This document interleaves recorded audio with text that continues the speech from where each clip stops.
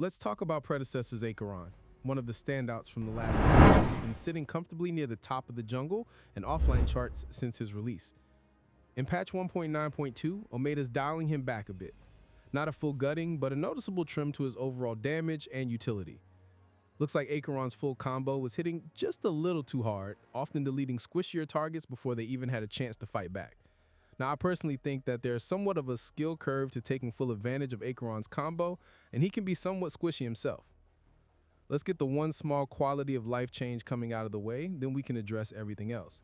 His web shot range is being slightly increased from 1500 units up to 1575.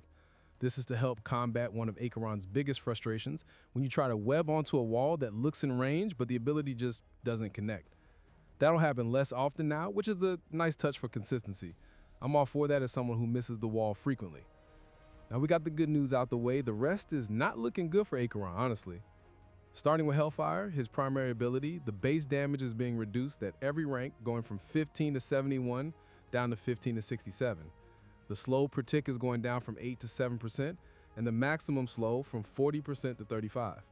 Now, I honestly don't think this is such a big deal. A lot of Hellfire's damage potential comes from items such as Mutilator, Megacosm, and Entropy in my opinion, so it's still very viable as a poke tool amongst other things. Moving on to Weblash, his secondary, both the web shot and slam damage scalings are being reduced slightly.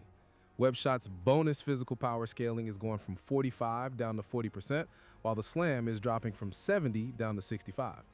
It's not a massive nerf, but when you add it up with Hellfire's nerf, we start to see the direction they are headed for Akeron with this patch. Finally, Crushing Maul, his alternate ability. This one's getting a small cooldown increase.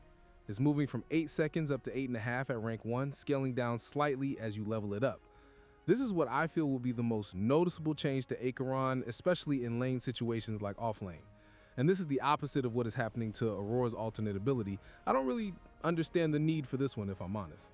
And that's it. Not too many changes, but definitely enough to impact Akeron as a whole. His full combo is still dangerous, but it's no longer as punishing to play against. And that range increase on Webshot, it's a great little bonus for lockdown situations like a jungle gank or catching a runaway, or as I said before, for more reliable wall shots. But it's bittersweet for everything we lose in return.